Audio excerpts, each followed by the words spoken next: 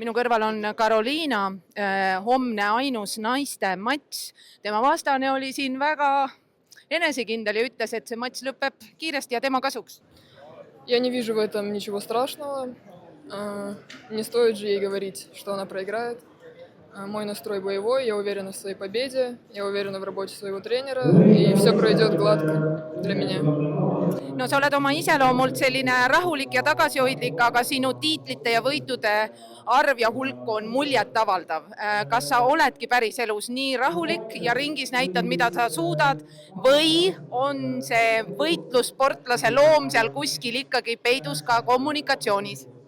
В боях я покажу всю свою агрессию и готовность, а какие-то смешки перед боем я не вижу уместными.